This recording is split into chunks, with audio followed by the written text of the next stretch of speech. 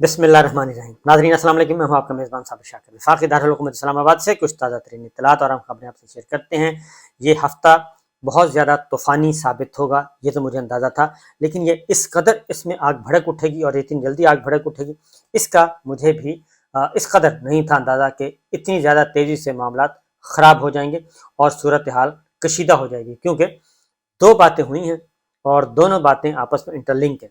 हुआ ये कि कल chief justice of Pakistan Umar Ata Bandial साहब ने एक बात कर दी ओपनली और ओपन फोरम पे बात की उन्होंने लाहौर में। उन्होंने कहा कि मैं पीछे नहीं हटूंगा, आईने पाकिस्तान के साथ मैं खड़ा रहूंगा। और उनका इशारा था 14 मई का, 90 दिन का इलेक्शन, मतलब है 90 दिन के अंदर इलेक्शन। उन्होंने कहा मैं अपना हुक्म पास कर दूंगा और फैसला हम दे देंगे, तारीख याद रखेगी, बाकी रहे नाम अल्लाह का।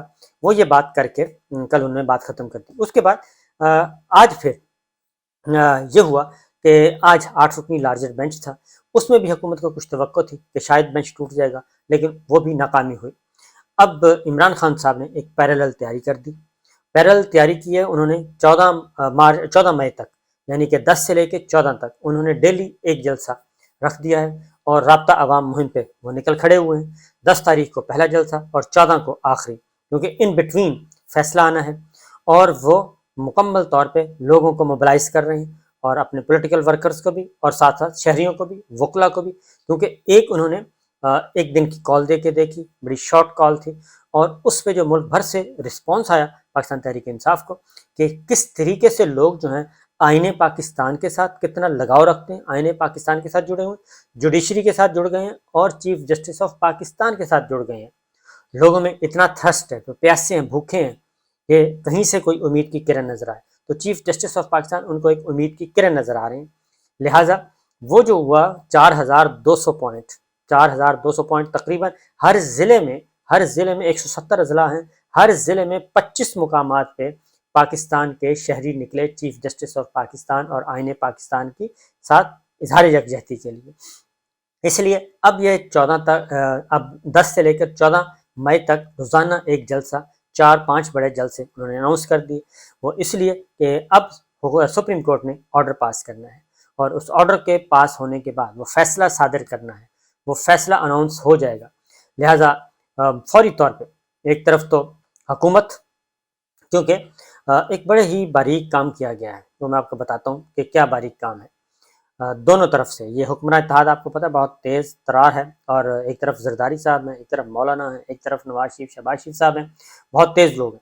और इमरान खान साहब वो बड़े स्ट्रेट फॉरवर्ड हैं, टू दी पॉइंट बात करते हैं। एक तरफ इमरान खान साहब को और फौज को आमने सामने खड़ा कर दिया और इस वक्त इमरान खान साहब और ISPR पाक फौज के तर्जुमान जो हैं वो आमने सामने आ गए हैं और झगड़ा वजह बनी है Faisal Naseer, major general Faisal Naseer DGC, उनका इंटरनल विंग जो कि पॉलिटिकल सारी सिचुएशन को वो हैंडल करते हैं और ISI में बैठते हैं।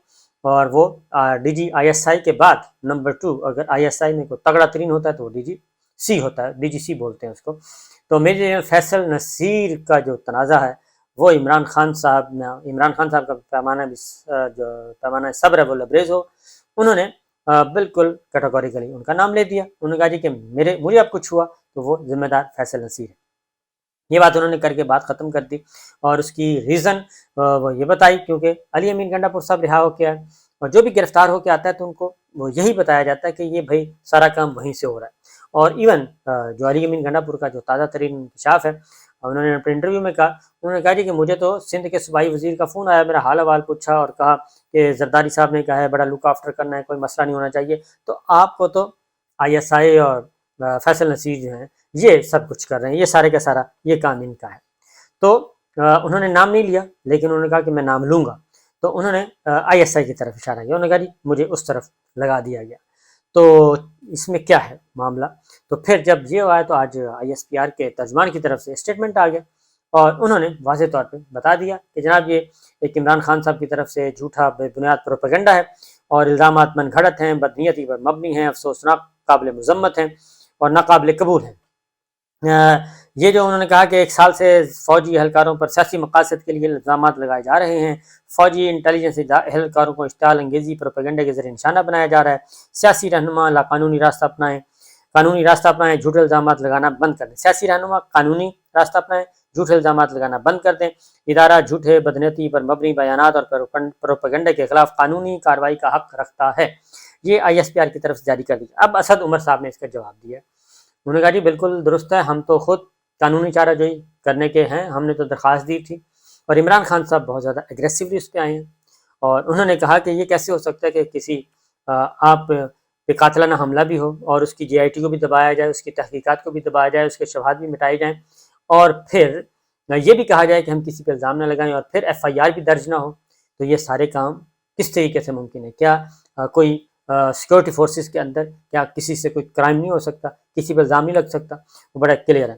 لیکن یہ ISPR کا جو بیان آیا ہے وہ ایسے موقع پہ آیا ہے کہ اس نے جلتی پر تیل کا کام کیا ہے۔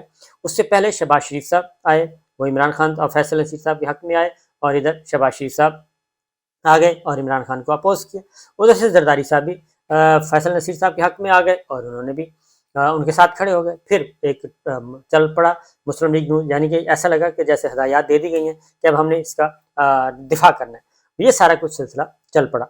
اب فیصل نصیر صاحب کا نام جو ہے عمران خان صاحب نے اس وقت بھی لیا جب ان پہ قاتلانہ حملہ ہوا، اور شہید ارشد شریف کی فیملی نے بھی ان کا نام لیا ہوا ہے، وہ بھی ان کی والدہ نے جو نام دیا اس میں بھی ہے۔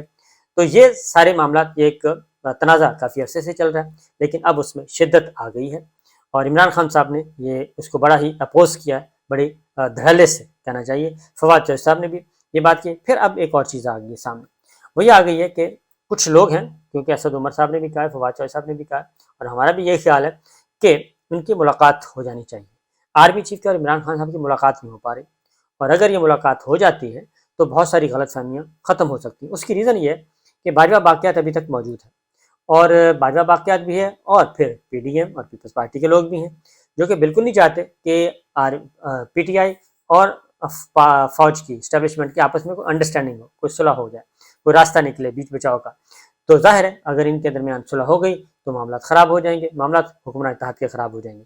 تو یہ ایک بہت ہی اندر سے ایک بہت ہی خطرناک کھیل، خونی قسم کا کھیل چل رہا ہے، جو کوئی پتہ نہیں ہے، ان 5 انگلیوں کو بھی نہیں پتہ کہ یہ ایک دوسرے کے ساتھ یہ آپس میں بھی ان کا اتفاق ہے یا نہیں ہے، یا آپس میں بھی ایک دوسرے کا سنسیرے ہیں یا نہیں ہے، اس کا بھی پتہ نہیں چل رہا۔ تو اس لیے بہت ہی خوفناک قسم کی کھیل چل رہی ہے اقتدار کے ایوانوں میں بھی اور پاور کوریڈورز میں بھی۔ بہرحال یہ ایک تلخی بڑھ گئی ہے۔ اسی دوران عمران خان صاحب نے جلسے جلوسوں کا اعلان کر دیا، اور ادھر سے چیف جسٹس آف پاکستان نے فیصلے کا یہ ہفتہ آ گیا فیصلے کا۔ اب تین دن رہ گئے، 3-4 دن، اس سے زیادہ کو نہیں ہے، کیونکہ جمعے تک فیصلہ آ جائے گا، جمعے ہفتے تک، کیونکہ اتوار کو 14 تاریخ ہے، ہفتے کو کام نہیں ہوتا، جمعے تک فیصلہ متوقع ہے۔ تو ہماری اطلاع کے مطابق چیف جسٹس آف پاکستان نے فیصلہ تحریر کرنا شروع کر دیا ہے، اور یہ بہت ہی سوچ سمجھ کے ججمنٹ لکھی جا رہی ہے، ناپ تول کے لکھی جا رہی ہے، اور اس وجہ سے بھی جیسے ہی ججمنٹ آئے گی تو پاکستان تحریک انصاف اپنے آپ کو ایکٹیو کر رہی ہے، اور وہ ان کا خیال ہے کہ حکومت اس فیصلے پہ عمل نہیں کرے گی، اور ہو سکتا ہے اس سے پہلے چیف جسٹس آف پاکستان پہ کوئی حملہ کرنے کی کوشش کرے، قانونی آئینی طریقے سے ان کو ہٹانے کی کوشش کرے، یا ان کو مجبور کیا جا سکے کہ وہ استعفیٰ دے دیں۔ تو ان ساری صورتحال کے لیے عمران خان صاحب لوگوں کو موبلائز کر رہے ہیں۔ تو چیزیں بڑی ہی گمبھیر نہیں بلکہ گمبھیرتا سی ہو گئی ہیں۔ بہرحال اب آگے آتے ہیں رانا ثناء اللہ صاحب۔ رانا ثناء اللہ صاحب نے حسب معمول وہی سینہ چوری اور سینہ زوری والی بات کی۔ انہوں نے کہا کہ جی آپ نکل کر دیکھیں، ہم آپ کو یہ کر دیں گے عمران خان صاحب کو کہ ہم آپ کو سبق یاد دلا دیں گے، وہی پرانی دھمکیاں۔ اور انہوں نے کہا کہ آپ آئیں، نکلیں، ہم آپ کو وہاں پہنچائیں گے کہ جہاں آپ کو پتہ بھی نہیں چلے گا، اور آپ یہ اس الیکشن کی بات کرتے ہیں، آپ کو اگلے سال بھی مئی میں الیکشن نہیں ملے گا، یعنی 1 سال مزید آگے وہ کہتے ہیں کہ سوال ہی پیدا نہیں ہوتا۔ اور انہوں نے نہ صرف یہ بلکہ مکمل طور پہ اب جو خبریں آ رہی ہیں کہ کیوں نہ عمران خان صاحب کو گرفتار کر لیا جائے۔ عمران خان صاحب کو گرفتار سے زیادہ ان کی دلچسپی ہے، گرفتاری سے زیادہ دلچسپی ہے ان کی کہ ان کو نظر بند کر دیا جائے، گھر میں نظر بند کر دیا جائے، یہ گھر سے نکل ہی نہ سکیں، کیونکہ پرامن جلسے جلوسوں پہ پابندی نہیں لگا سکتے آپ، اور پہلے بھی اگر ڈپٹی کمشنر اجازت نہیں دے گا تو عدلیہ اجازت دے دے گی، اور عدلیہ کی اجازت کو آپ روک نہیں سکتے۔ پہلے بھی عدلیہ نے اجازت دی، انہوں نے ریلیاں نکالی اور اس میں انہوں نے گرفتاریاں کرنے کی کوشش کی، لیکن بات نہیں بنی، اور ریلیاں کامیاب ہو گئی، اور وہ پورا 4200 پوائنٹس ایک ہی دن میں ایک ہی وقت میں ایک ہی گھنٹے میں وہ پورے ملک میں ہو گیا احتجاج۔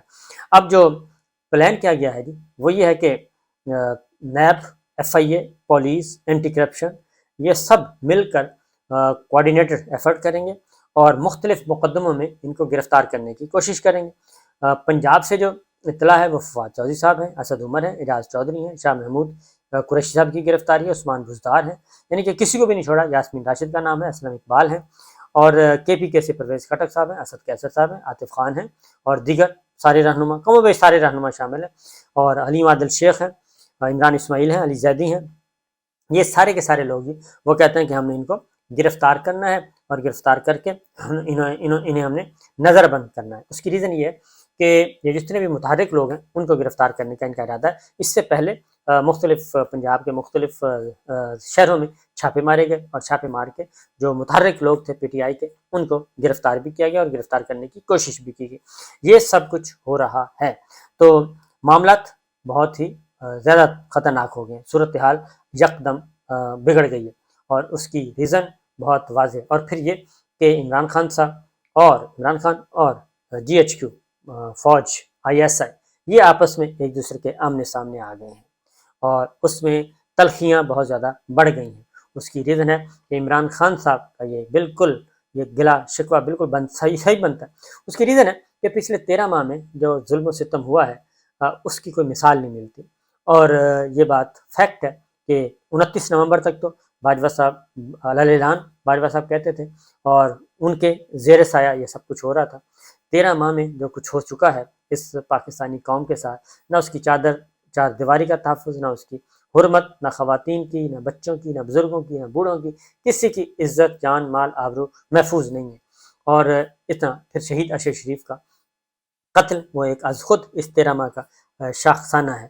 یہ اتنا کچھ ہونے کے باوجود ابھی تک کوئی احساس نہیں ہے، احساس نام کی کوئی چیز نہیں ہے، کہ انسان سوچتا ہے کہ بھئی اس سارے ہیں تو سارے پاکستانی، لیکن اب پاکستانی نہیں سمجھا جا رہا، نہ پاکستان تحریک انصاف کو، نہ عمران خان کو، نہ ان کے ساتھ کھڑے ہوئے لوگوں کو۔ وہ کہتے ہیں نہیں، یہ پاکستانی نہیں ہے، ان کے ساتھ فل ڈوز والا سلوک کریں، جیسے ضیاء الحق صاحب نے پاکستان پیپلز پارٹی کے ساتھ 11 سال ظلم کیا تھا، اور جیسے پرویز مشرف صاحب نے نون لیگ کے ساتھ کیا تھا، اور اب پاکستان تحریک انصاف کی باری ہے، اور کس کو توڑنا ہے، پاکستان تحریک انصاف کو توڑنا ہے، کرش کرنا ہے، مختلف طریقوں سے یہ سارے کام ہو رہے ہیں۔ تو میرا خیال ہے کہ یہ جو کیونکہ ہمارے سابق D G I S P R Asif Ghafoor Sahab انہوں نے فرمایا تھا کہ کوئی بھی فرد جو ہے وہ ادارے سے بڑا نہیں ہے، اور کوئی بھی ادارہ جو ہے وہ پاکستان سے بڑا نہیں ہے، تو سب سے سپریم پاکستان ہے، وہ انہوں نے کہا تھا۔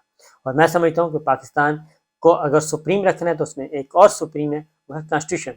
تو کانسٹیٹیوشن کی سپریمیسی جو ہے اس کو برقرار رکھنا ہے، اس کے حرمت کو، اس کے تقدس کو پامال نہیں ہونے دینا۔ تو یہ اس لیے جی یہ بہت ساری چیزیں آپ کے سامنے میں نے رکھ دی ہیں، اور آنے والے دنوں میں 3-4 دن مزید اسی نوعیت کے اس سے بھی زیادہ سخت گیر ہو سکتے ہیں، اگر حکومت کسی اچھے نتیجے پہ نہیں پہنچتی، کیونکہ حکومت نے کرنا جو کچھ کرنا ہے، قبل از وقت انتخابات کا ایک ہی دن الیکشن کروانے کا اور سپریم کورٹ کے آرڈر سے بچنے کا ایک ہی طریقہ ہے، اور وہ حکومت کے پاس ہے، اس کے علاوہ تو کوئی اور نہیں ہے۔ عمران خان صاحب تو ان کی تو کشتیاں جل چکی ہیں، وہ تو ان کے پاس تو سروائے سڑکوں کے اور احتجاج کے اور مظاہروں کے اور کوئی کام نہیں ہے، وہ تو احتجاج کریں گے، جلد سے جلوس ریلیاں نکالیں گے، وہ اپنا موبلائز کرتے رہیں گے لوگوں کو۔ تو یہ ہے سچویشن جی، تو دیکھتے ہیں کیا ہوتا ہے۔ لیکن میں ایک بات کہوں گا کہ آئی ایس پی آر کی طرف سے یہ جو بات کی گئی ہے فیصل نصیر صاحب والے معاملے میں، تو میرا خیال ہے کہ اگر یہ کام پہلے کر لیا جاتا، آپ نے عمران خان، پاکستان تحریک انصاف اور ان کے جو سمجھتے ہیں کہ اس کھاتے میں ڈالتے ہیں، وہ خواہ جرنلسٹ ہیں، خواہ دانشور ہیں، خواہ لکھاری ہیں، ان سب کو کے ساتھ تو ایک آپ نے ایک رکھا ہوا ہے، پھیر دیں جی، اس طرح پھیر دیں، چھرا پھیر دیں ان کے پہ۔ لیکن دوسری جانب ہم دیکھتے ہیں کہ مریم صاحبہ، نواز شریف صاحب، شہباز شریف صاحب، طلال چوہدری صاحب، جاوید لطیف صاحب، اسحاق ڈار صاحب اور خواجہ آصف صاحب، مولانا صاحب، یہ سب کے سب جو ملٹری لیڈرشپ کے ساتھ کر رہے ہیں، تصویریں دکھا دکھا کے آنریبل ججز کی بے توقیری کر رہے ہیں، جرنیلوں کی بے توقیری کر رہے ہیں، فوجی افسروں کی بے توقیری کر رہے ہیں، ان کو کوئی پوچھنے والا نہیں ہے۔ تو یہ دو قانون کیسے ہیں؟ سیکورٹی فورسز اگر ہے تو سب کے لیے ہے، اگر نہیں ہے تو کسی کے لیے بھی نہیں ہے۔ یہ فوج جو ہے وہ پاکستان کی ہے، پاکستان کے عوام کی ہے، تو پھر سب کے ساتھ برابر سلوک کیوں نہیں کیا جا رہا؟ یہ کیوں پاکستان تحریک انصاف کو، عمران خان صاحب کو ایک ملک دشمن جیسا رویہ اختیار کیوں کیا جا رہا ہے؟ اور جو مختلف نیریٹو رکھتے ہیں، مختلف ڈفرینس آف اوپینین ہے، ان کے ساتھ غیر ملکیوں جیسا سلوک کیوں کیا جا رہا ہے؟ یہ سوچنے کی باتیں، اس لیے یہ تلخیاں مزید بڑھیں گی، لیکن یہ تلخیاں کم ہو سکتی ہیں اگر صورتحال کو معمول پر لایا جائے اور level playing field, in fact Imran Khan صاحب کو بات کرنی چاہیے لیول پلینگ فیلڈ کی۔ اب تو لیول پلینگ فیلڈ انہیں چاہیے جبکہ دوسری جانب صرف واویلا کیا جا رہا ہے۔ تو بہرحال جی یہ ہفتہ کافی اہم ہے اور رہے گا جب تک کہ سپریم کورٹ کا آرڈر نہیں آ جاتا۔ دیکھتے ہیں کہ ہماری فوجی قیادت جنرل عاصم منیر صاحب کیا سوچتے ہیں، کیا فیصلہ کرتے ہیں، اور فیصلے کا وقت آ چکا ہے۔ اجازت دیجیے، اللہ حافظ۔